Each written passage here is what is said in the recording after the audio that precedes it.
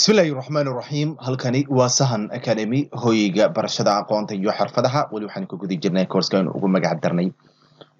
technology gaar ahaan fasalka form 1 ama ICT fasalka form 1 lesson 2 oo markaas ah casharka labaad chapterka koobaad casharkiisa labaad waxaan ku qaadan doonaa waa data and information ayaan markaas ku qaadan dhigaynaa data iyo information farqiga u dhaxeeya iyo sidoo kale xog badan oo markaas la xiriira data iyo information iyo markaa ku qaadan doona waa xog iyo warbixin ay markaas kala yihiin waxaan filaa casharkii hore ee markaas aynu soo daawanay si fiican loo fahmay hadii jira su'aalo ku saabsan casharadaasi ama casharkaasina waad inoo weydiin kartaa waxaad nagala soo hadli kartaa WhatsApp Telegram email hadba meesha ku fudud adigoo fariintaada cinwaan uga dhigayo qaybtaad rabto inaad su'aal nagu weydiiso sidoo kale waxaan filaa talooyinkan ka jeediyay casharkii hore oo markaas ku ahaa in wax badan markaas la raadiyo markaas la qaadan doono aan gudaha u gal marka course-ku technology way ama ICT fasalka form 1 lesson 2 gaar ahaan chapterka koobaad casharkiisa labaad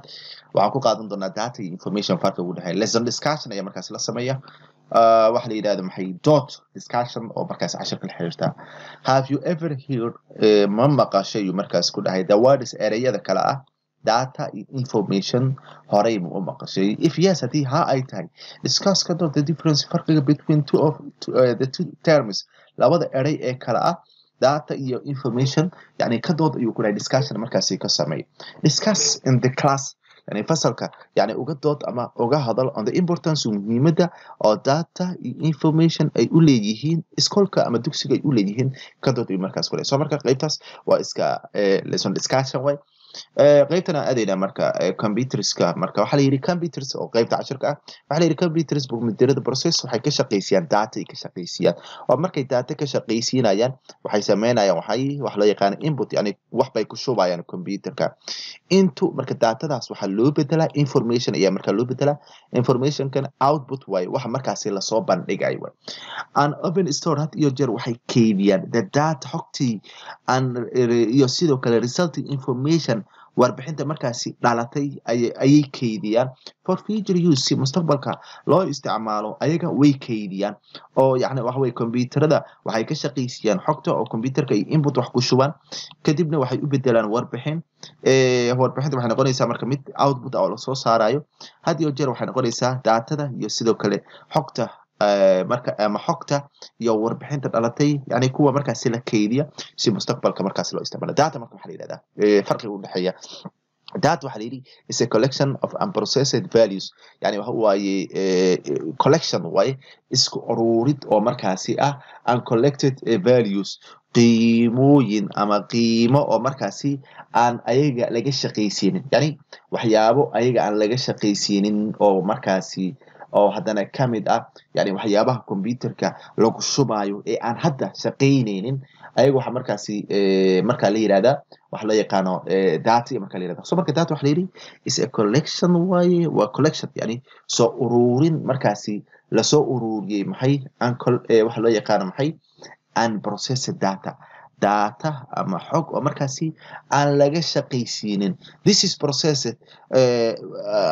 hadii markaasi aan si eegno yani qaybtan ay markaa ku qalday data waxa la yiraahdaa waa collection of unprocessed values which includes kuwaas oo markaasi ayaga ay kamid yihiin yani datada yani waxa kamid ah wax loo yaqaano character ayaa markaasi kamid ah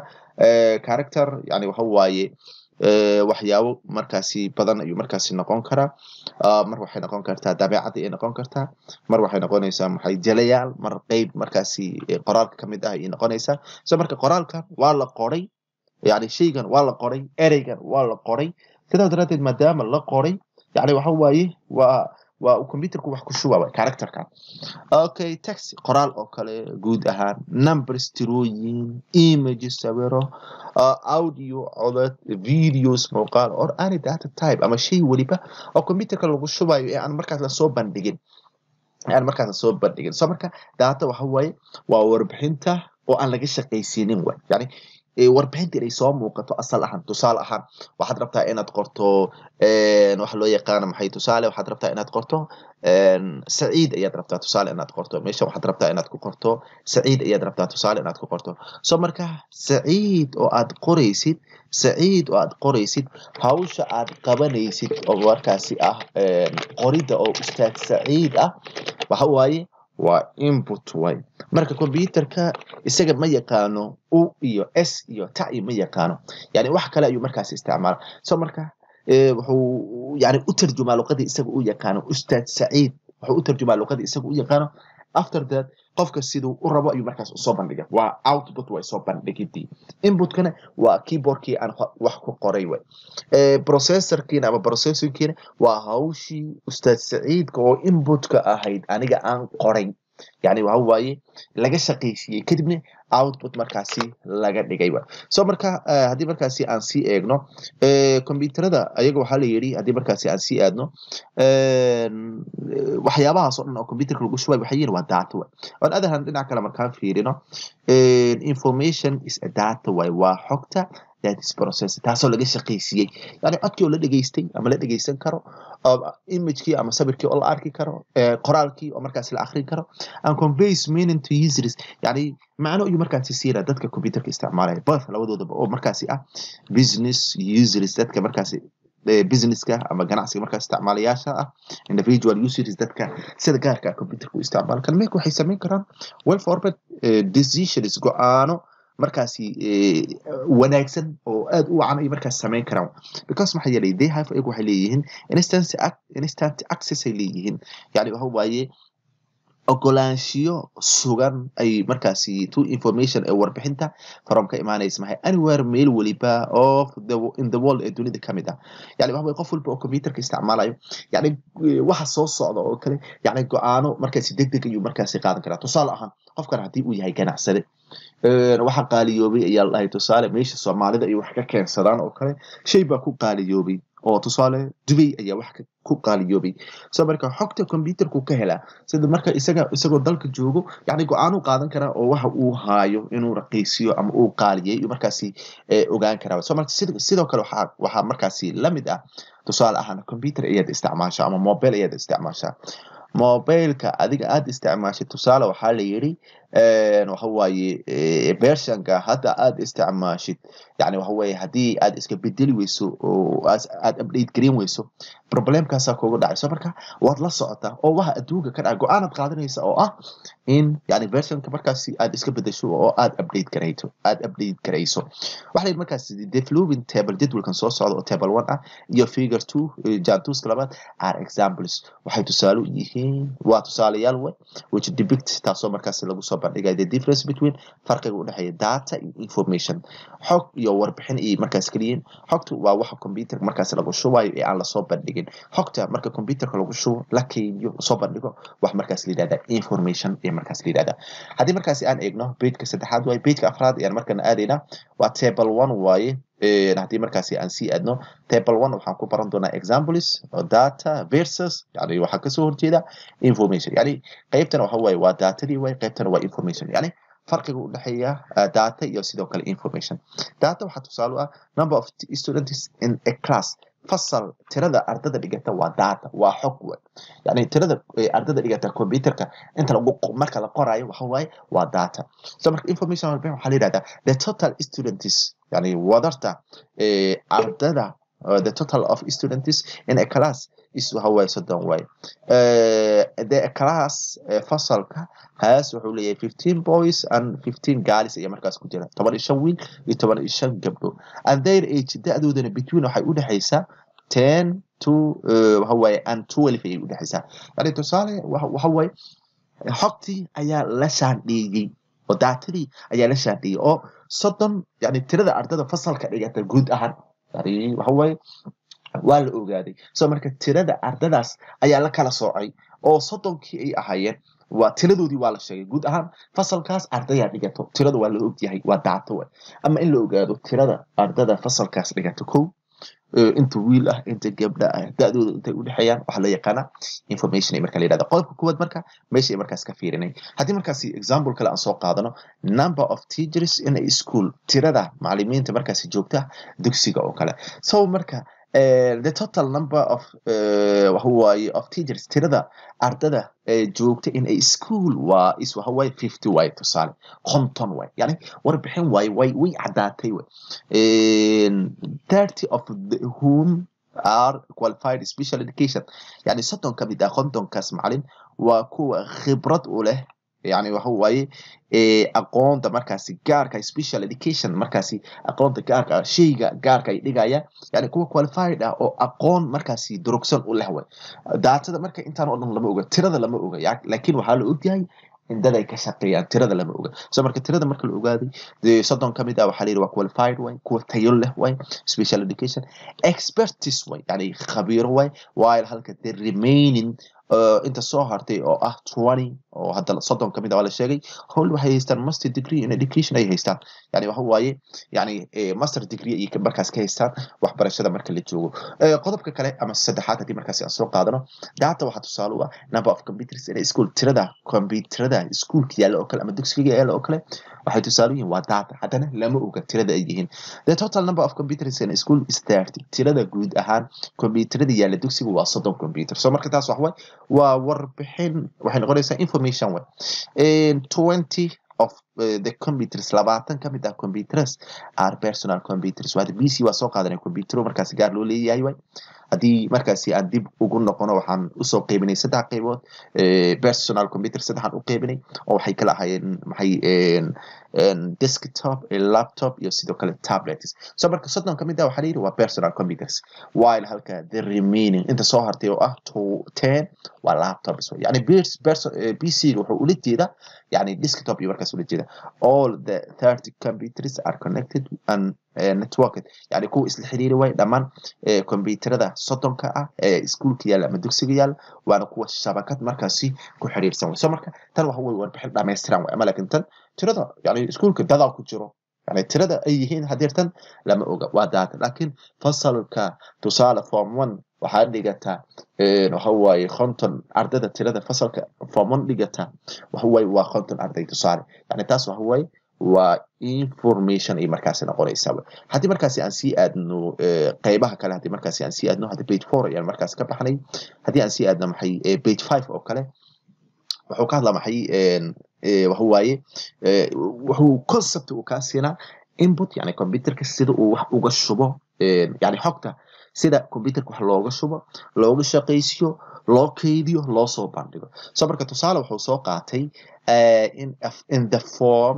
form kan hada meeshan babanaan meel banaan oo la buuxinayo waxa la yaqaan form of a cash register recipient yani qof yani waxa iska diiwaan gelinayo oo yani cash bixinayo oo wax iibsanayo way tusaale ahaan qofka tusaale computer dad iibsanaysid mobile aad iibsanaysid warqada lagu siiyo marka shayga aad rabto tusaale inta ay ka dalbanaysaa tusaale ahaan yani shayga aad rabto quantity-giisi inta ay markaas ka dalbanaysaa marka waxa la yiri step 1 stepka koowaad cashierka oo markaas qofka lacag bixiya scans an interest yani wuxuu scan gareeya oo sawirkooda uu geliya an interest una markaasi xogta uu geliya maxay items waxyaabaha purchased ee la iibinayo ayaa wuxuu geliya meeshan ayuu geliya sidoo kale wuxuu geliya and the amount iyo xadiga ama qiimaha received from laga qaadayo maxay the customer shayga wax laga qaadayo tusaale ahaan qofkan wuxuu gadanaa computer mobile iyo gadanaa tusaale yani qofka asal ahaan cashierka isaga gelinay mobilada nooca uu haayo iyo mid walba qiimihiisa after that qofka yani waxa waaye gadanayo isaga iyo markaasi isaga iibsanayo soo marka customerka inta laga qaadayo ayuu sidoo kale geliya these items kan are entered gelinayo into the computer loo gelinayo waxa loo gelinaa data ahaan way yani xog bisil ma ahan way marka data input la sameeyo tusaale yani qodobkan stepka koowaad wuxuu inta uu ka sharxa data input la sameeyo xog baa la geliya tusaale waxa la gelinaa maxay 2 medium soda abitaanka soda oo kale labo oo waxa la yiri 1.4 $9 each yani hashiba waa hal dhibic $4.9 soo marka labadii isaga markaas soo saarayo one small turkey wax way dhamaan yani agab way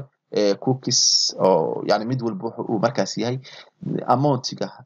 qofka markaas laga qaaday waa $20 guud ahaan tusaale ahaan qiimaha markaas laga qaaday tusaale waxa way waa $20 so amount received yani qiimaha uu bixiyay qofka yani alaabta iibsanayo waa $20 way hadana yani waxa way data iyo markaas la geliyo datadaas iyo markaas isagu u fiiriyay hadeertan ma bisla way step labaad يعني marka qofkan uu galiyo oo cashierka uu galiyo stepka labaad waxa dhacay computerka receives wuxuu helaa the entry data xogtii markaas uu geliyay qofkii cashierka ahaa xogtii uu geliyay iyo alaabtii uu geliyay markaas isaga yani uu helaa stores it wuuna kaydiyaa wixii yani la geliyay ayuu kaydiyaa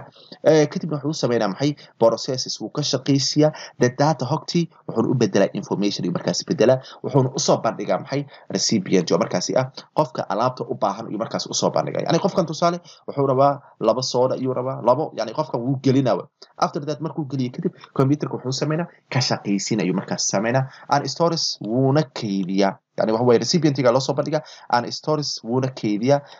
marka loo soo bandhigo kadib waa la kaydiya the resulting information warbixinta dhalatay waa markaasi loo sii kaydiya hadda mission yani waxa way shaashadii wax baa lagu qoraa wax baa la taataabana after that waxa ka shaqaysiinayo waxa way waa qaybta markaasi loo yaqaan maxay tusaale ahaan hada shaashada markaasi inoo muuqata waxay sameynaysaa maxay wax baa la gelinayaa ayada yani wax baa lagu shubooyaa ama laakiin sawirkan markaasi inoo muuqda wuxuu sameynaa maxay datadii ayuu wuxuu ku sameynaa processing uu ka shaqaysiina yani systemka ka shaqaysiyo way isaga ka shaqaysiinaya marka storage waxa la yiri storage process systemka markaasi qabta storage wuxuu kaydiyaa yani processorka oo yani shaygan oo systemka storage wuxuu kaydiyaa entry data iyo markaasi kaydiyaa waxa waaye cashierka datada uu geliyay computerka uu geliyay markaasi kaydiyaa computerada each item is shay waliba total price kiisa ayuu markaasi soo saara by multiplying isagoo ku dhufanaya the quantity waxa waaye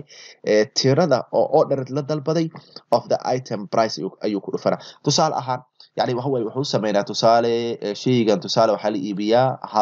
1.5 iyo markaas la iibiyaa hay marka qofka meeqa ayuu markaas rabaa yani meeqa ayuu markaas rabaa meeqa xabo ayuu rabaa tusaale wuxuu rabaa 3 xabo soo marka yani waxa way isaga ayaa markaas soo saaraya way oo yani inta uu markaas qofka uu rabo isaga ayaa markaas soo saaray computerka isaga computers marka ayaga each item is total price ayaa multiply ay soo saaray by multiplying ayagoo ku dhufanay quantity tirada la rabo ayaa wuxuu order la dalbaday ayaa waxay ku dhufanay by item price shayga qiimihiisa inta markaas uu yahay tusaale ahaan laba waaye inta la dalbaday halkii shayna wuxuu joogaa 3.12 iyo markaas jooga soo marka totalka isaga ayaa markaas soo saaray way qiimaha markaas uu yahay organizers wuxuu habeeyaa data yani wax way tan oo kale yani dhankan uu ku qoraa tusaale hadii ka cabitaan uu yahay qayb kale hadii uu yahay tusaale sokor oo kale day tahay yani organizers wuxuu hagaajiyaa datada markaas la geliyay waa uu hagaajiyaa sam wuxuu isku daraa all item total price amaan shay waliba total ahaan isku daraa yani waa la diyaariyaa to determine si loo kala soo order total wax way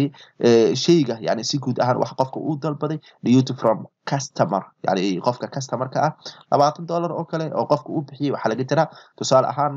alaabta uu dalbaday waxay ku fadhidaa 13.12 ku fadhidaa soo marka qaybaha uu harayo waxa way waa 6.8 soo marka isaga qabanayo marka waa ka shaqaysiintii way stories wuxuu kaydiyaa the resulting information warbixinta ah qofkan inuu bixiyay $20 $20 adeega uu qaatay uu la eg yahay 13.12 sidoo kale baaqiga markaas la siiyay inay tahay 6.8 so marka tan waxa way waa storage and processes and storage so marka arrow marka warbixintii waa tara tusaale qofkan tusaale fiiri waxa waaye hadii aan eegno totalka waxa waaye isaga yani waxa waaye totalka qiimaha yani alaabta uu dalbaday waa la daabacay alaabta ama aan eegno step 3 aan eegno the result information warbixinta la adatay oo yani la soo saaray oo cash register recipientiga yani qofka la diiwaan galiyay is printed waa la daabacaa for customerka iyo markaas loo daabacay soo marka alaabta uu dalbaday way tusaale quantity sooda laba shay uu dalbaday shay walba qiimihiisa intuu yaala soo marka warqad ahaan iyo markaas uu yaala totalka يعني alaabta uu dalbaday waa 13.12 way totalka qiimaha uu bixiyay waa $20 qiimaha marka janjiga isaga loo bedelayo waxa way waa $6 thank you so marka waxa soo baxay wax nidaamsan ayaa markaas soo baxay waxa la sameeyay information key output waa la soo bandhigay asal ahaan waxay ahayd waa la geliyay kan wuxuu sameeyay maxay waa ka shaqeysiyay after that yani uu ka shaqeysiyay woona kaydiyay after that maxaa dhacay waa la soo bandhigay output figure-ka marka waa computer processes data information computer ayaa wuxuu ka shaqeysiyay data oo markaasi wixii computer lagu shubay oo waxa uu rabay ah waxaana ka shaqeysiyay waa laga shaqeysay after that information ama warbixin ayaa markaasi loo soo bandhigay waxaan filaa markaa waxa way activity ayuu markaasi dhahay activity 2 wuxuu dhahay discuss waxaad ka doodaa in class how the process data in order to get meaningful information yani sidee data loogu shaqeysiyaa si yani waxa way warbixin oo markaasi macno leh markaas loo helo qodobka labaad provide examples data and its corresponding information yani waxaad siisaa tusaalayaal oo data iyo sidoo kale warbixinta markaasi ka dhalanaysa so marka uses of technology in real life waa casharka xiga ayaan markaas ku qaadanayna waxaan filaa markana casharkan wax badan markaasi laga fahmay hadii su'aalo ay jiraan mar walbo waad markaasi la soo weydiin kartaa markan waxaan aadaynaa exercise buuggeena iyo markaasi aadaynaa oo ay inoogu diyaarsan yihiin markaasi casharkan su'aalihiisa lesson 2 data and information way su-aashkood waxay ku leedahay what computers process horta computerada maxay ka shaqeysiyaan su-aasha kale labaad waxay differentiate waxaad kala socdaa data information kala soc so meeshaan waxa waaye question mark looguma talagelin waxa waaye waa full stop in markaasi la saaro way su-aasha kale saddexaad waxaa leeyahay is the number of students in the class data or information tirada yani fasalka guud ahaan tirada fasalka dhigata oo yani waxa waaye tirada yani oo la og yahay oo tusaale content so marka data miya misinformation yani iyadoo la og yahay waa la ogeyn ma ahan what computer store maxay computeradu ay markaasi kaydiyaan waxaan filaa markan casharkan si fiican loo fahmay intaynu kusoo gabagabeynayna casharkana intaynu ku kulmi doonaa casharkan casharka xigana waxaan idinkaga tegaynaa sida ay nabadiino wassalaamu calaykum waraxmatullaahi wabarakaatuh